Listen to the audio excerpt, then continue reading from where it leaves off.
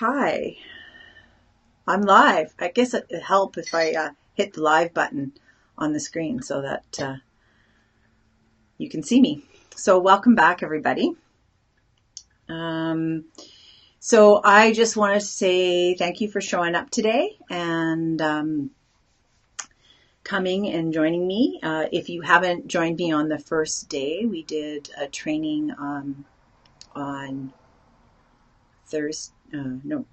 Thursday.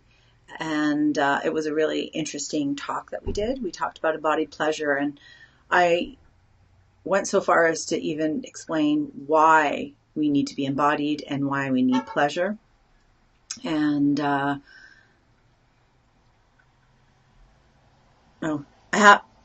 there's this here. Come here.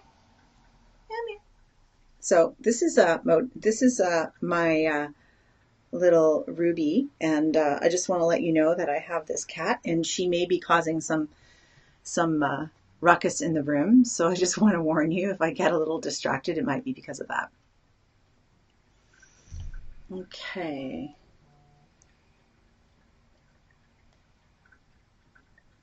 Can you see me yet? Yeah. Okay, great. So I have a go ahead.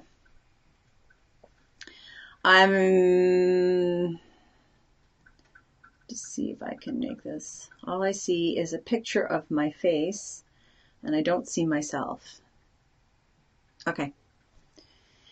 So I've been having some trouble with comments and getting comments to show up on my screen, so be patient. If you find that you're having difficulty and I'm not responding to you, it's because I'm probably not seeing them. So we'll see how that goes. Okay. So I'd like to take a moment to just go over quickly what we talked about on Thursday afternoon.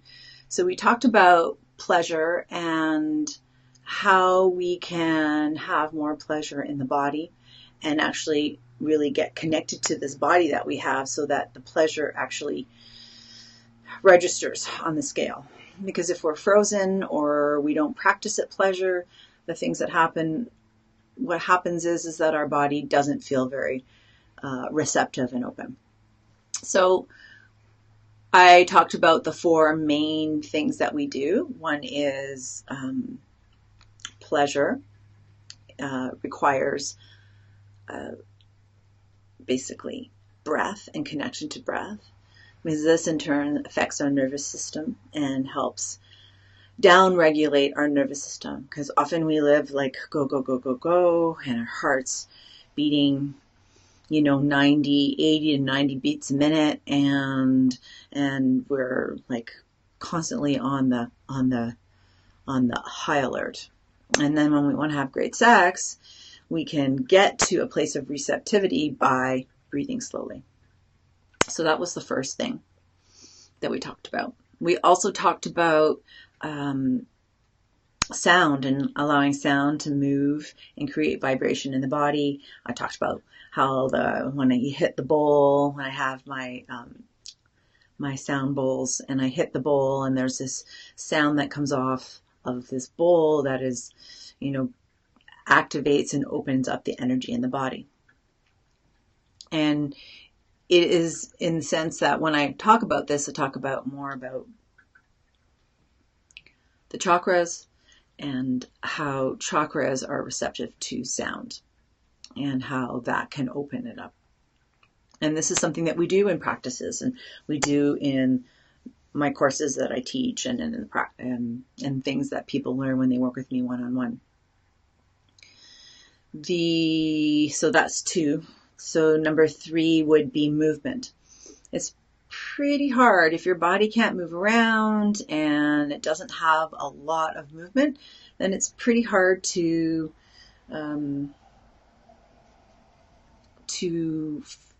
feel. If we're frozen and we don't move, there's no flow. That's basically what I say. Great sex happens when there's flow in the body. If things are tight and we're holding on, then there's nowhere for the energy to go. And for women, that might mean that they have the inability, they don't feel a lot of pleasure when they're having sex or when they self-pleasure. Or what can happen too is for men that they're so contracted that their sexual energy just leaves their body right away. And really, in order to have great sex, we need to think about how can a woman open herself up to more pleasure? And how can a man learn to take the pleasure that he has and allow him to create more pleasure by keeping that energy in his body? So those three things are the most important. Also, there is the intention behind it, or the visualization, whatever you want to say. Usually in our dynamic meditations and in movement meditations, there's this sound, there's this flow, but there's also this visualization of where energy goes through the body. Yes, you can have sex without doing all these things, but if we want to make it better, then these are the tools to make it better. And it requires practice, because most of the time we will shut down or our minds will wander, and breath will bring us back into the body. So we'll dance. And it's a way of playing. Yeah. So let's see if I can share my screen.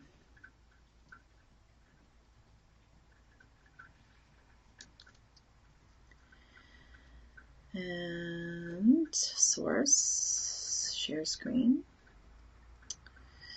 So here, what we're going to talk about today is slow sex and the cultivation of pleasure. I like this because, we don't take a lot of time for our sexuality. We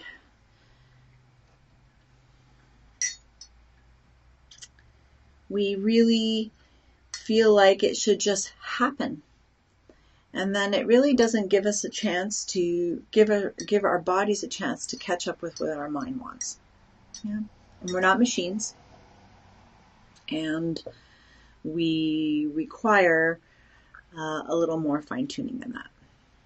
So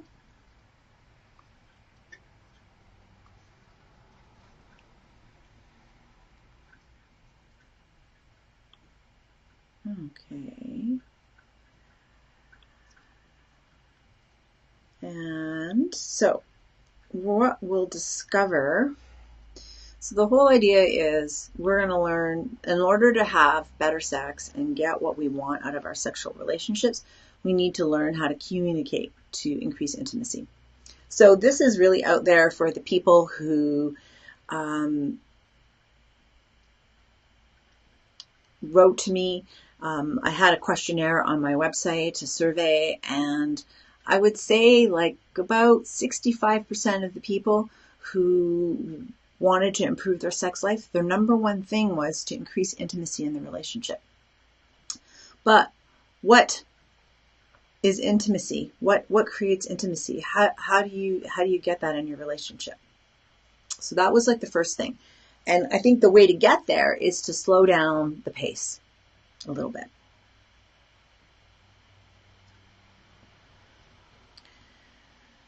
So I just want to talk about this myth that we have. And the myth is that we are all naturally skilled and extraordinary lovers. We're born that way.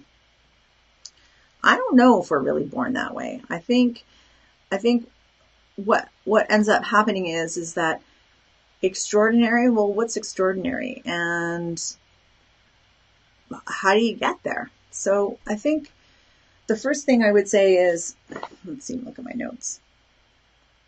I guess it's a myth, really. It gets fed to us via the media and what we see on TV and porn, that things should just be, everybody should be turned on. Men should be ready to go. Women should have orgasms right away. And when she has an orgasm, all these things should happen. And men, they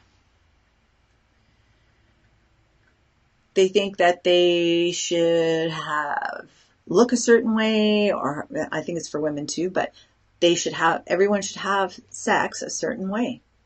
and it should last this long, and it ends when this happens, when there's a climax, or that you have to climax so that's considered sex. But really, sex is all of the things. So all the things that we will maybe count out. So for example, when I'll look at the example of when I was younger, right? I didn't understand my own body enough to understand what kind of touch I liked, or how I should be touched, or what I wanted. And then I thought sex was about pleasing my partner, and that I should give him the pleasure that I thought that he should have. And really, that's not the case. So, if you look here,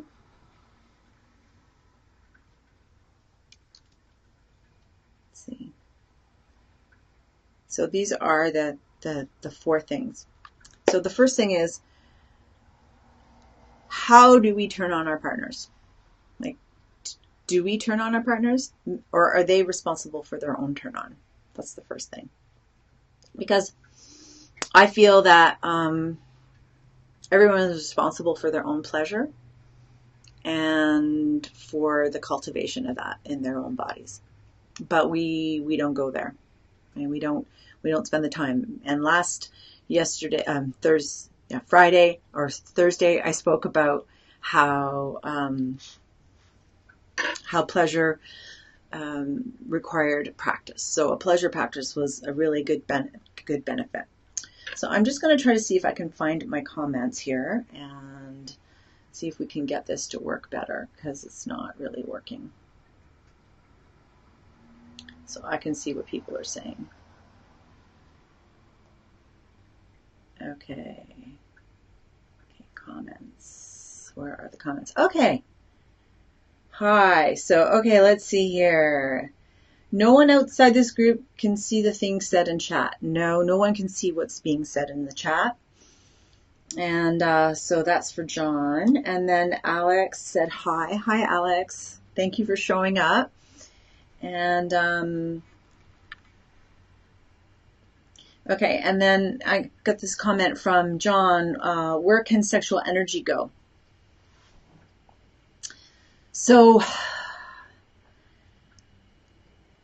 sexual energy is in our bodies, and normally for men, sexual energy would be the normal biological thing that's going to happen. I'm just going to, so you can see me. The normal thing that happens with sexual energy is that for men, biologically we're animals, and we have a purpose. And since we cannot live forever, we reproduce. And so the normal biological, physiological nature is that for men, the energy just wants to come out of his body, right? And so when I talk about sexual energy, that whatever the fluid that comes out of a man's body, that sperm and all that energy is life force energy. And so instead of letting that energy come out of the body, man learns how to cultivate it and bring it back inside of his body and allow the energy to move through his whole body so that he can feel pleasure everywhere, so that he can have a more expanded experience instead of an experience that's just about orgasm, but about pleasure as well. And for women, it's a little different. They're like always holding this energy, but it's maybe not access to them.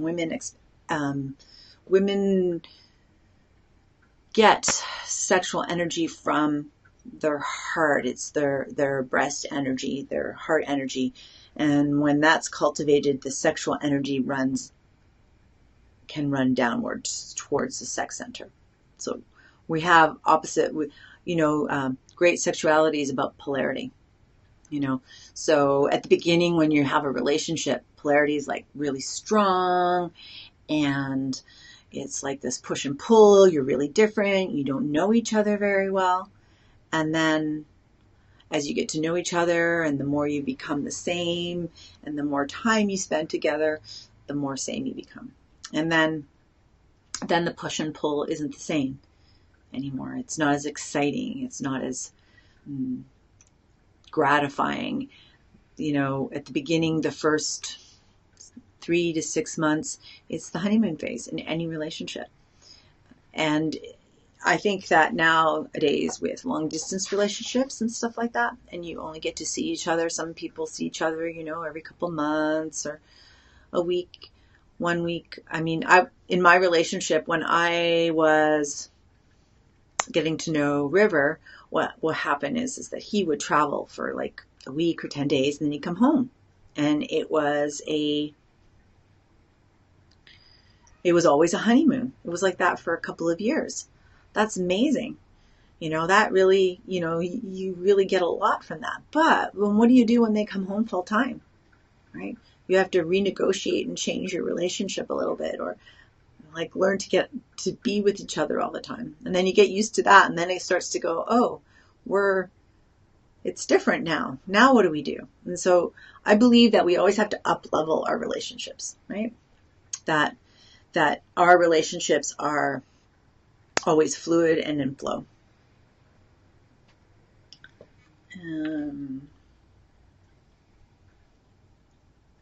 So great to see you, Ward. Hi, thank you for coming. Okay, so where was I? The other thing I want to talk about was sexual confidence. By what we see on the media, a lot of people that I work with don't have a lot of sexual confidence. They feel like they don't know enough, or that they should know more, or they think that they should be better. But I believe that sexual confidence comes from practice, and it also comes from communication and learning how to communicate your desires. And then we need to practice with our bodies, because our bodies are the key. We don't learn how to play sports or catch a ball by not practicing. So I want to ask anybody, if anybody was here the last time, or if anybody in this that's showing up to here today is got a pleasure practice. And if you do, then what do you get out of it?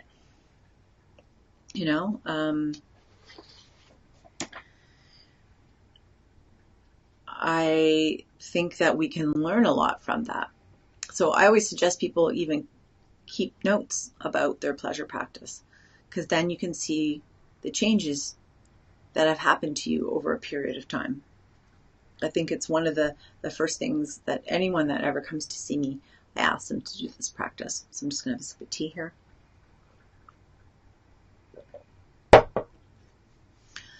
Yeah, so okay, this one is key. So here's a statement. You should always know what your partners want.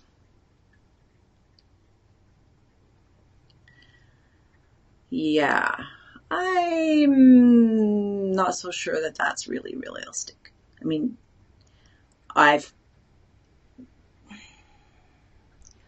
if we could telepathically read our partner's mind, that would be amazing, wouldn't it? And I had this beautiful young woman come to see me, and she was, in her 20s, 25 maybe, and she had a boyfriend, and she hadn't had very many serious relationships, and she figured he was more experienced than her. And she said, well, shouldn't he know what to do? Shouldn't he just, because, he's had experiences, he's had relationships? And I told her that first thing I asked her was, I said, well, do you know what you want? And she said no. She just expected that her sex would be movie sex, that her that she would have, everything would just work, right? And it didn't work that way. So I had to spend some time with her and explaining how communication was the key role in all of this. If she could ask for what she wanted. So here's a suggestion. Suggest to everybody. Hi, Michael. Thanks for showing up. So here's my biggest suggestion for people, is to learn how to take, I know this sounds a little strange, but learning how to take please and thank you into the bedroom. So often there's a couple suggestions, but the first one is this. The first one is learning how to say, can you please touch me like this? Or can you touch me softer, please? And that sounds a lot better than, ouch, that hurts. Don't touch me like that. So can you imagine how somebody would react if you're in the moment and it's really romantic or it's feeling pretty good and they do something that hurts you and you go, ouch, or, oh, I don't like that. Don't do it like that. It really, it doesn't really help intimacy at all. What's useful is if you can tell the person exactly what you want. So you could say, touch me softer, please. And then when they were touching you softer and they got it just right, you would say, thank you. Oh, that feels so great. So two things happen. You communicate what you want. You get what you want. And the other thing is that person feels like they're more empowered. They know what you like. It's really unfair to expect someone to be perfect in everything that they do, right? Unrealistic expectations.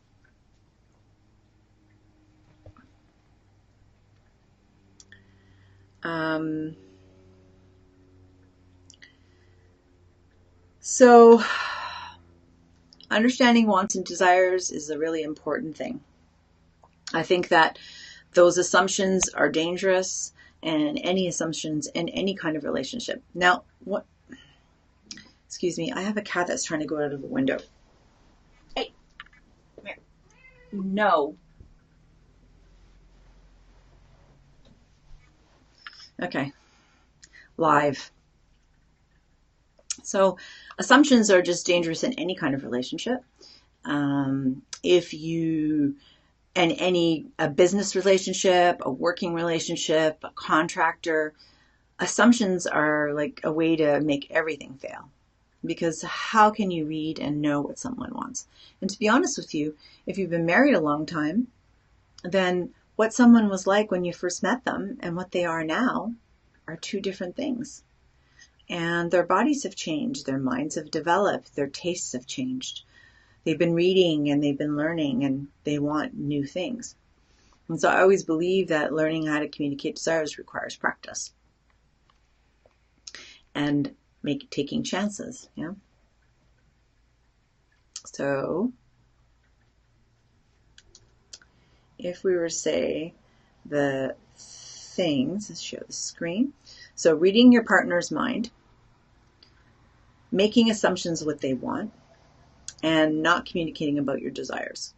Those three things make it really difficult for someone to experience more pleasure. Yeah. And, oops. Okay. So communicating about what you like and how you like it transforms your sexual pleasure from good to great. I really believe that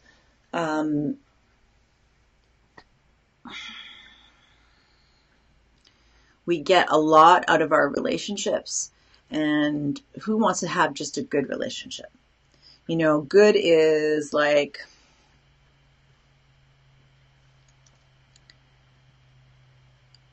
good is just kind of going along the road. Yeah, it's easy. Say it's one of those straight roads across the prairies, and it's really easy to drive, and you hardly have to pay attention. It just kind of works, it's it's okay.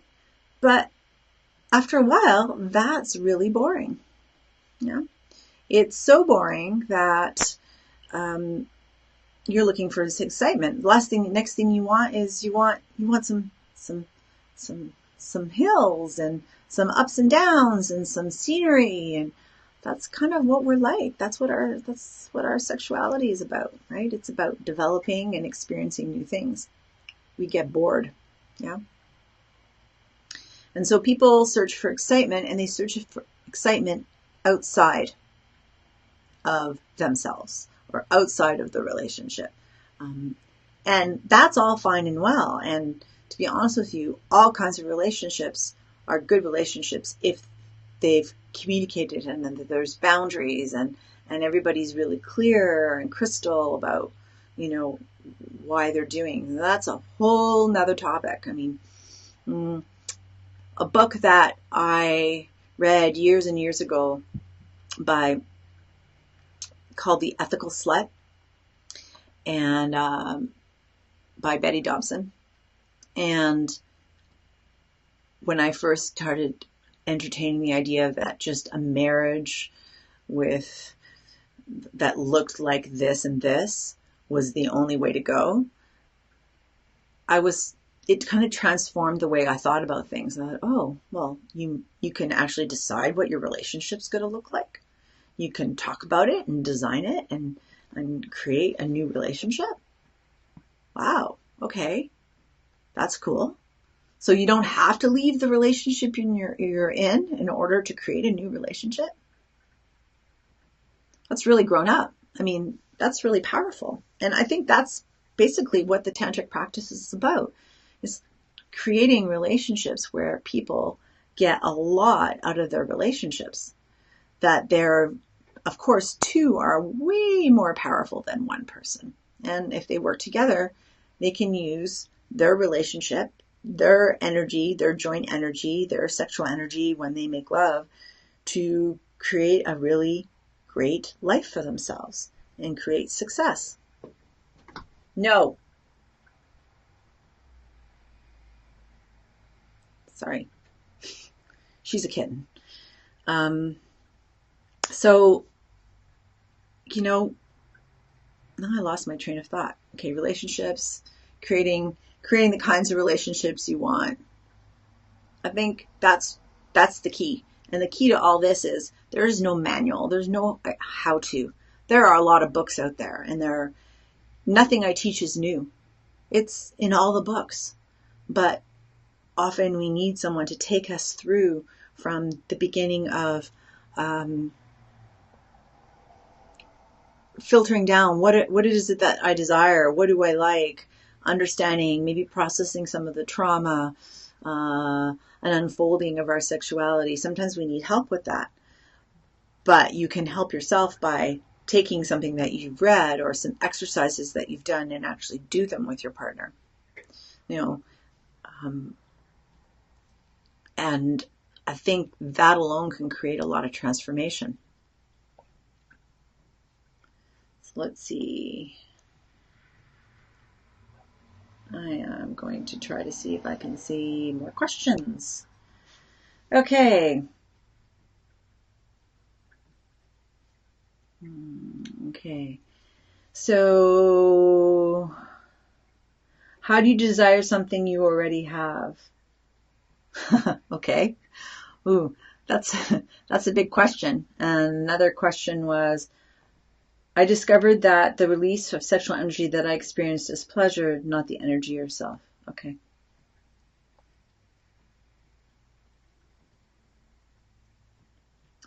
Thank you, Justin, very much. So, John, how do you desire something you already have?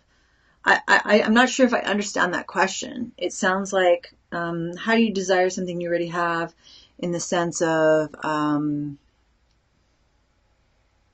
you're in a relationship and you don't desire that person anymore, is what I'm taking it as. No, Ruby. No. God, this is going to be live. This will be fun. This will be on YouTube one day, and I'll be like scolding my cat. Okay.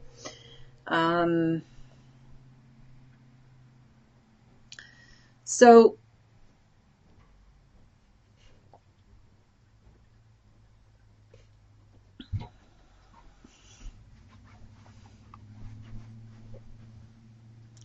Cat's gone. All right.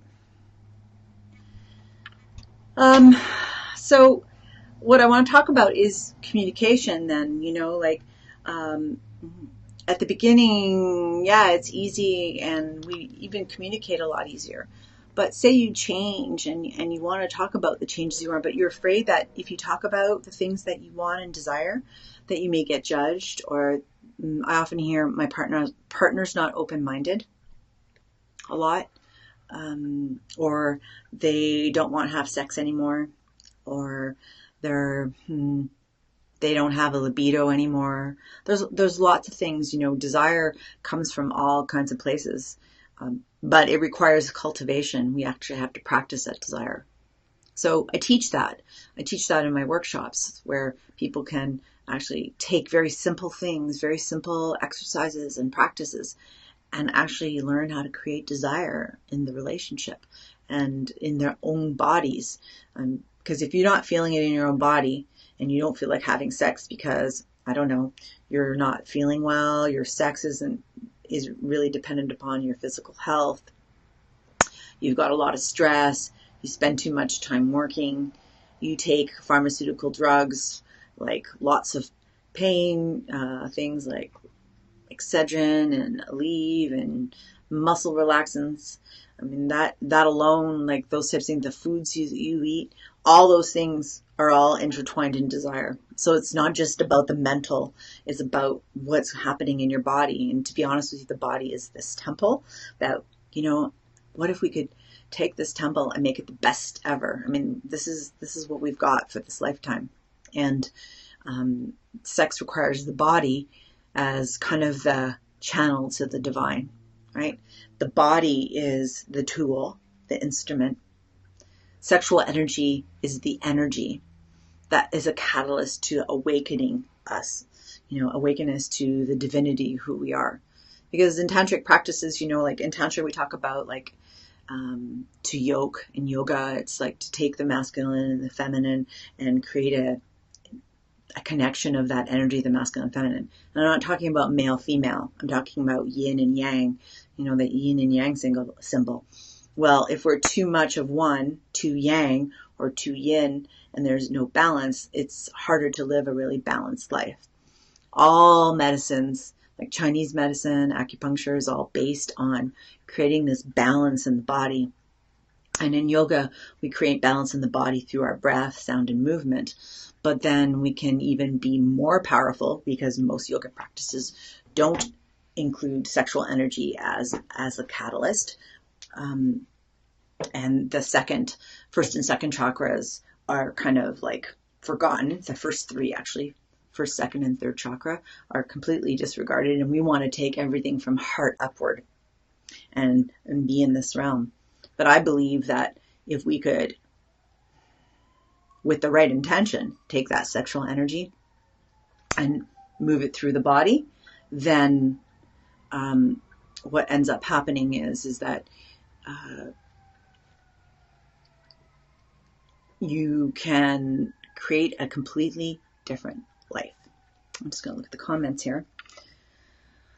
How do you measure that balance? Well, I believe the balance is what it's felt in the body.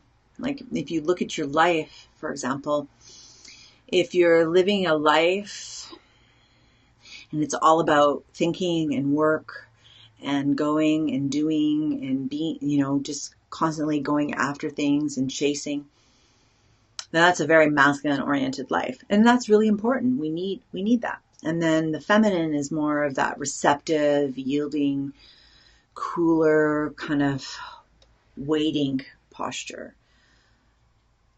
If you look at what your life looks like, then you can kind of see where there's an imbalance. It's really definitely something to start paying attention to in our bodies.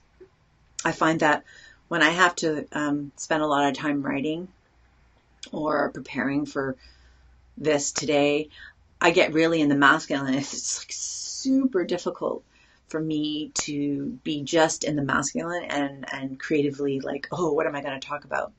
So what works the best for me is Instead of like, say I've been working for a little while, I go for a little walk, I go do a workout, I do something physical. I try to ground myself so that I can actually start creating some balance, because the feminine energy is very the ground. It's like, imagine you have a tree. Oh, hi, Jessica. Hi. I didn't see you last time you were here. So that balance, imagine like you're a big, great tree, the tree of life. Yeah. And you have roots, and those roots, they really, like, if you imagine the whole spinal column from the tailbone down the legs, the sciatic nerve that runs all the way down to the bottoms of our feet, those are like our root system. And energetically, we can ground through the bottoms of our feet into the earth. That's one of the first most important things. And it's the earth, it's the mother, and the mother nurtures us. So I believe that, in order to have balance, we need to be yes in the head and yes in the body and everything in between. So it's the body means, the heart, the belly, and the animal, all three of those. And we can kind of balance all those. Now, it's practices. And those are things that we learn in courses and in the people I coach and in workshops that I do. And I'm going to be coming out with a really great workshop, and I'm going to be doing it online. So it's going to be not just a workshop, but it's going to be a workshop coaching training. So people can learn like this, like kind of what we're doing here, but more of a private atmosphere, and have exercises to do and learn things and practice, and then have one-to-one. So we have like a little learning, and then we have, okay, now we have all these questions, right? It's really useful because here, obviously, we're kind of somewhat limited. We have to be pretty PG here, and I'm careful about what I talk about, just we don't want to upset anybody.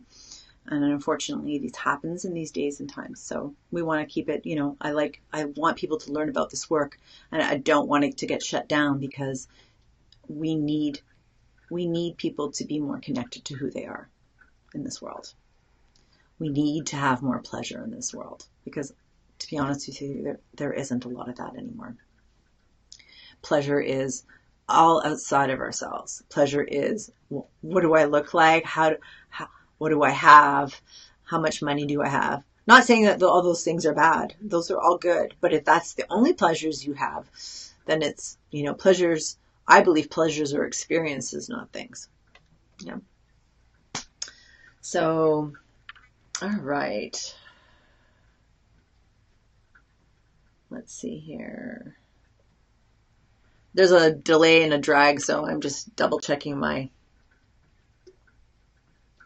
comments and stuff like that. Yes, Jessica, pleasure is our birthright. I mean, we're born with this body. And there's this beautiful book that I read years ago by Daniel Odier, and it's called Desire. And he talks about how desire is the key to our spirituality, that each sense is connected to the body, like the five senses are connected to the five internal chakras in the body, and that by activating the physical body through these five senses, we activate desire and we create an awakening. The whole idea is that I kind of believe that we're all asleep to some degree. We're sitting there in yoga. They talk about there's these veils of consciousness that we can only go as far as we're ready to handle. And so we stay kind of asleep until something wakes us up. Sometimes it's a traumatic experience, a near-death experience. Sometimes it's a sexual experience. Lots of different things. Usually people by the age of 50, they start transforming their lives and they start going more inward, and then they start becoming more spiritual. But some people nowadays there are young men and women out there in their 20s that are very spiritual and very aware. They were kind of they came out that way. And I look at my son and I think that he's that way as well, So, okay. Oh, I'm running out of time. Okay. So, let's have a little sip.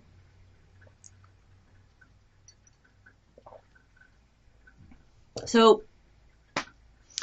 Desire, clear, concise communication is a big key. And I'm going to share this. So here we talk about communication, and there's lots of things, and this is just like to give you an idea. So communication requires really good communication of a yes and a no.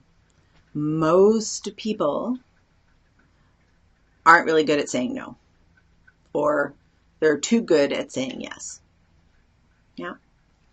And there's lots of reasons for that, but that happens. So understanding that is a big deal. So I find that I like to play games with that and teach people what it means to really like spend some time learning how to say yes and no. Okay. There's some more, but we'll go into that later. So, okay, so I've got a comment here. John says, what practice would you recommend to help open up the chakras? Well, I would say any hatha yoga practice would open up the chakras. Obviously, there's things like Kundalini yoga, which I know Jessica is a new teacher of, and she's in Edmonton. Kundalini yoga, but anything. So like if you look at yoga isn't just obviously going into these beautiful postures and balancing, and yoga is really about connecting your breath to the posture to help open up the body. So there are like, you could just do 8 postures and work on each chakra that way, you know, like even just like the sitting posture can activate the first chakra, you know, depending on the way you're focused, and, you know, opening up the heart chakra, doing cobra or fish, you know, all those things that opens up. Squeezing, all the twisting that yoga does, it squeezes the body and activates, because every turn and twist you do, we even move our necks and open up our arms. And oh, I just spilled a glass of water everywhere.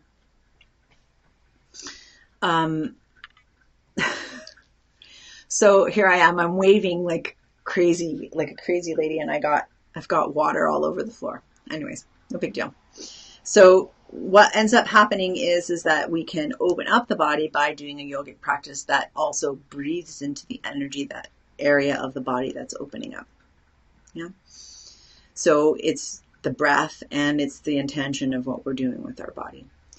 But I think what yoga teaches us the most, and doing a yoga practice, even a very simple one of 8 postures, like doing sun salutation, you know, it allows us to be really rooted in our body, because it requires concentration, and then everything else goes away.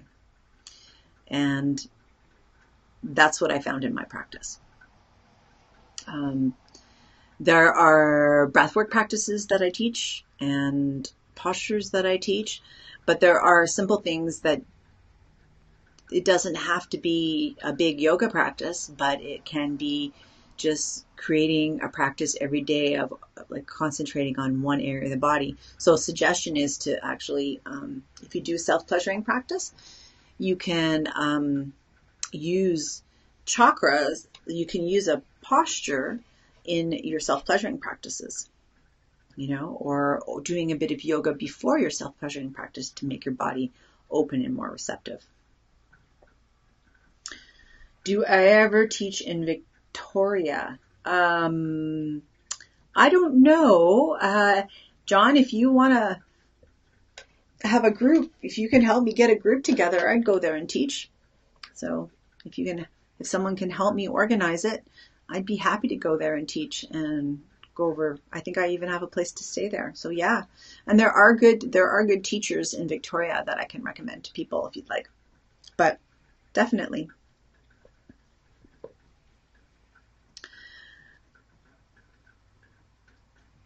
Paraphrasing Viktor Frankl, I think often it's not the pleasure that is the goal, but the reason to feel pleasure. And it makes it harder to and it makes it harder to be pleased. We're going to have a talk about this, Alex. This is a pretty deep conversation, yes. Yeah, I think that most of the time people have pleasure as a goal. And I think if we can let go of the assumption of what pleasure is, or that it has to be something earth-shattering, then that can create that's to be truly present. The things just kind of happen naturally in the body.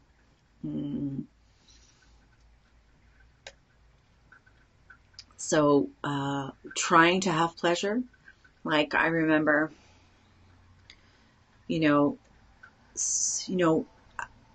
lots of women come to me and say, I can't have pleasure. I just don't feel it. Or I kind of have some pleasure, but it doesn't go anywhere. Or I try really hard and then it disappears. Or I've never had pleasure, or I have pain. So these are things that happen on a regular basis. Because often we're searching for it, and it's through the investigation of actually a pleasure practice that will open up the body to more pleasure. I think that we spend a lot of time in this world now going outside of ourselves. We have lots of things to capture our attention, TV and movies and Facebook and Twitter, and the list goes on and on. And I saw a picture the other day of a museum, and there are like this beautiful work of art in a museum, and there's about, 15 teenagers in there, and everybody is sitting on the chairs in the museum, and they're looking at their cell phones, and their heads are down like this, and there's a beautiful piece of artwork right there. So we stopped appreciating what we have. I think sometimes we have too much stuff, personally. And so if we can start rooting ourselves in who we are, it creates a safe place for people to start expressing and feeling more pleasure. So first of it, you got to learn how to have your yeses and nos and learn what that means. So yeses and nos come from the heart, the belly, and the animal of us. All those three places, right? It's not just the head. The head, the mind is kind of a concoction of all our experiences and colored with our experiences and our trauma and our emotions.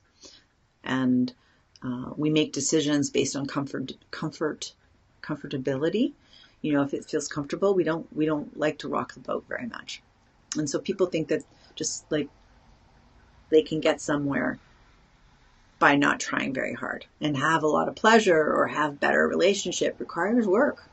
It's not a, oh, I'm just going to put a new coat on and I'll be the magic lover. If it was just as easy as Superman changing his clothes and becoming a superpower, well, he was always Superman. He just changed his clothes. So we got to change the inside of who we are, not the clothes that we wear. Yeah. And I think another part of, hi Jamie. Oh my goodness. Blast from the past. I haven't spoken to you in ages. Thanks for joining in. Wow. Thank you. Good to see you. The other thing is that learning how to use,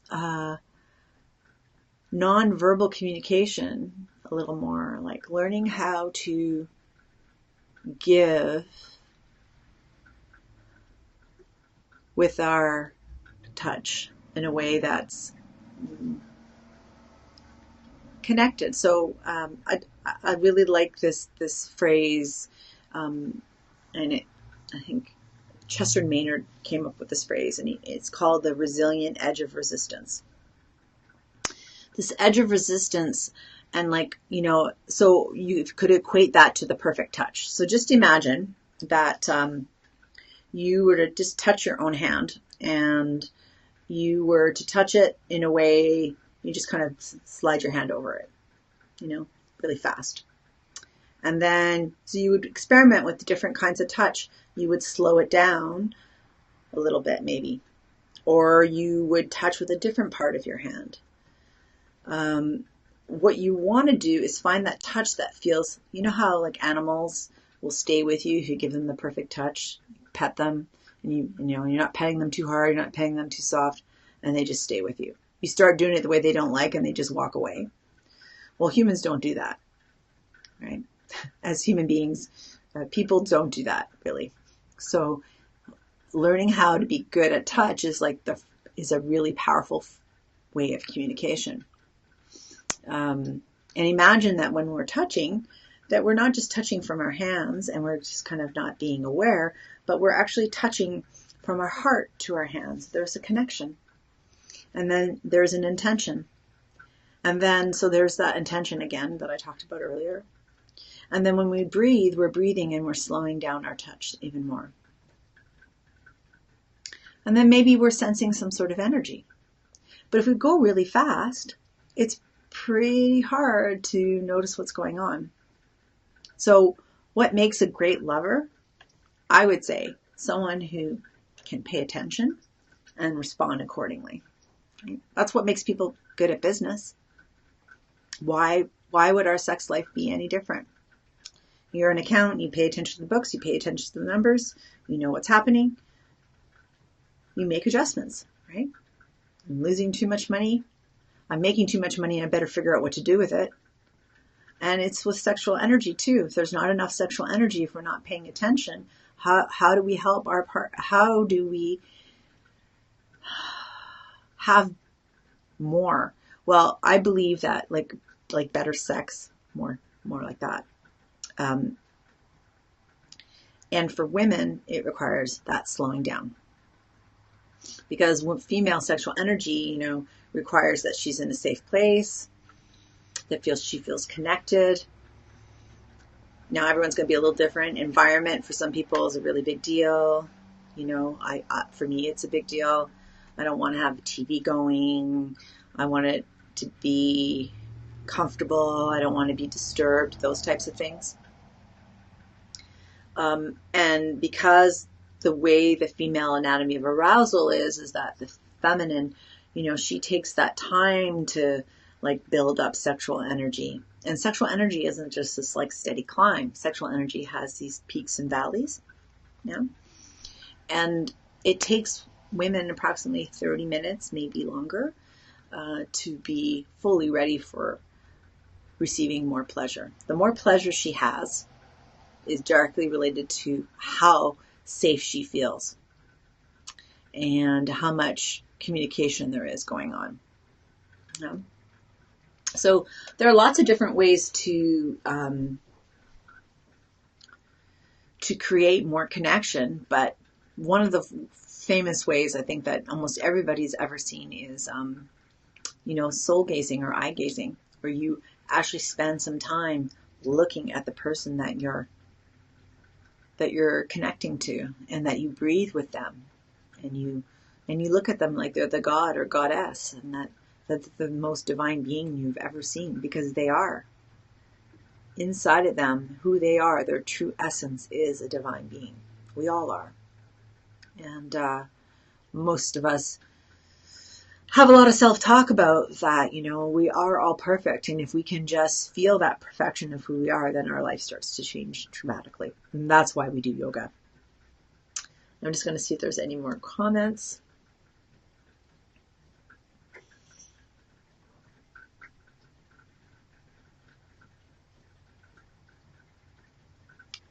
Yes. Yeah. Well, our senses is what simultaneously separates us and connects us. Yeah. Well, it could be shut down or it could be turned on. It's like a tap. If we don't turn on the tap, we don't turn on our sexual energy and really feel connected to that, then yeah, for sure, it can separate us. It can, be, and it can be emotional trauma. There's lots of blocks to bliss. There are things that stop us from feeling what we have a possibility of feeling. And I believe that if we start slowing down our sexuality, that people will have more pleasure, that they won't be as goal oriented, There are lots of practices like oming, for example, and it's a very simple practice. It's just a stroke, one motion, stroke 15 minutes.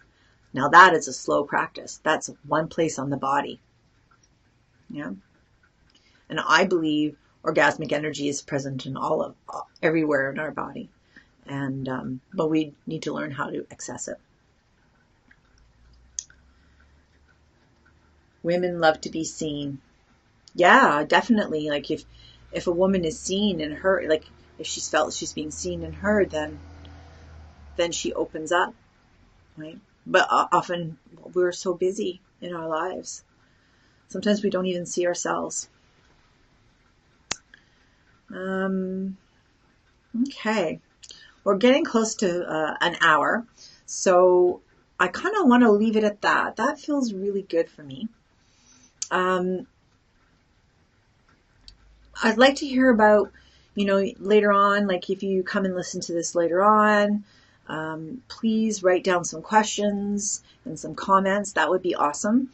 And if there's anything else you want to learn about, I've got one more session again on Monday at 1 o'clock, I think. And it's posted up there, but I think it's 1 o'clock Pacific time. And I haven't decided what I'm going to speak about yet, but I will. And maybe your suggestions will help me go there. I also want to mention that I'm going to be doing something similar to this, but on a more extended and in-depth level with people. Probably starting the first or second week of May, something like that. I don't have the exact dates and times, but I will send out an email letting you guys know. Basically, all this knowledge and all the things that I've been teaching, I'm going to make a beautiful coaching, learning, training that I'm going to work really deeply with people. So it'll be working with me a couple of hours a week for 8 weeks. I think it's going to be, and have exercises and practices and really take these things really deep. I'm just scratching the surface. I'm just talking about the things that I've noticed and the things that kind of seem to be the biggest questions in the practice of when I work with people. So yeah, so I'll let you know more about that. I'll put a link here on this page, on this group, so that you can find it. And I'll put it also in the comments when I have that information. And let's see if there's anything else. Oh, thank you, Jessica. Thank you. Thank you for showing up, everybody. And I wanted to thank, and if you had any questions or wanted to communicate with me, please message me or email me and we can have a discussion. Okay?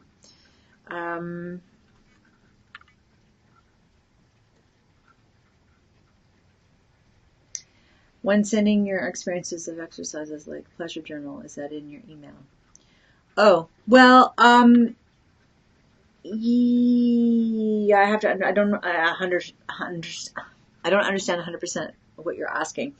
Pleasure journal, maybe you're asking about what can be used as a pleasure journal or practices and stuff like that. Yeah, I teach all that. I have basically, that is a big part of a practice. And for showing up today, if you send me a message on Facebook directly, I'll send you a link to a pleasure practice. So thank you for showing up today. How's that sound? I think that's about it. So join me again Monday at 1 o'clock. Looking forward to seeing you there. And if there's anything else, please leave some comments below. Let me know what you want to learn, what's troubling you, what do you think that you need to be better in your relationship? What do you need personally to experience? Okay. Thank you so much, and blessings to you, and take care. Bye.